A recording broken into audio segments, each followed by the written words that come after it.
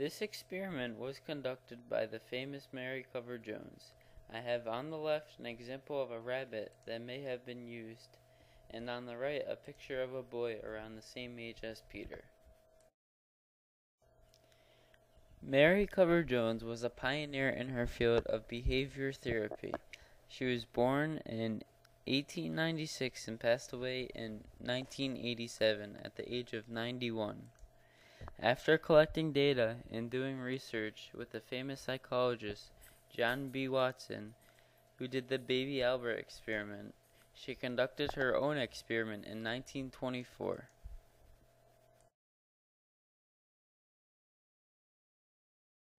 Here are a few terms that were used in the experiment. Counter-conditioning is conditioning in order to replace an undesirable response as a fear to a stimulus by a favorable one.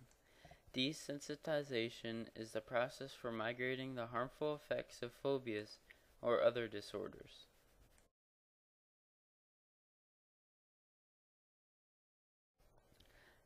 Peter, the subject, was 2 years and 10 months old when she began to study him.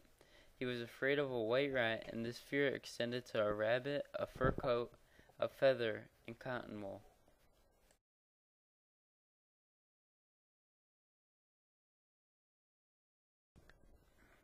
Peter was put in a crib in a playroom, and a white rat was introduced into the crib from behind. This caused him to fall flat on his back, and he actually fell out of the crib. This shows how scared to begin with Peter was.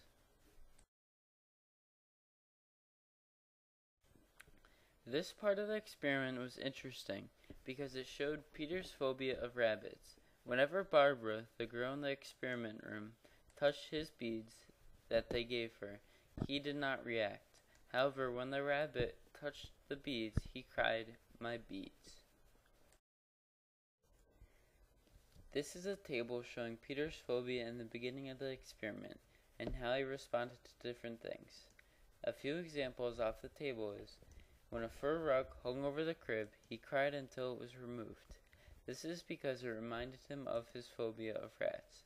But however, when he saw a white toy, he did not care and had no interest. This shows a good reference of how severe his phobia was. I will give you some extra time to read over the table.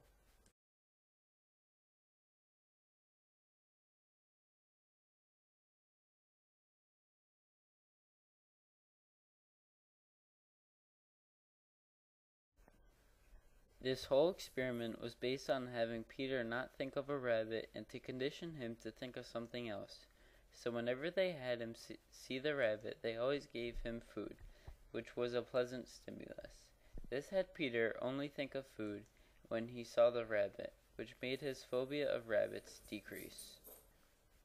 This graph is very interesting. It shows the tolerance of Peter and how he progressed. On your handout, it shows the amount of time it took for certain things and his tolerance at it.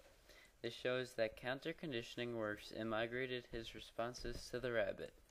If you are wondering why the big drop in G occurred, it was because Peter got a small scratch from the rabbit. This caused him to have his tolerance go way down. I will also give you some extra time on this to look it over.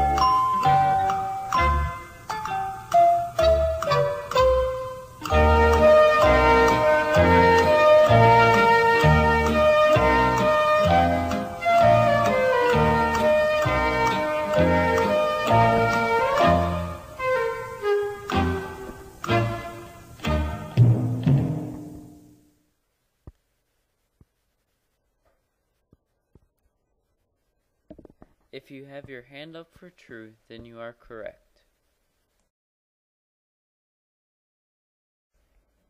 Here is a small quote from the experiment that shows counter-conditioning in its prime form. The experimenter says, "What do you do upstairs, Pete?" "I see my brother. Take me to see my brother." The experimenter says, "What else do you see?" Peter says, "Blocks." This is a good quote because it shows how Peter replaced the bad memories with the good stimulus, such as his brother and his toy blocks. Overall, this experiment was another success in the behavioral psychology field. He did become less afraid of the rabbit and counter-conditioned by replacing the rabbit with food and other good stimuluses.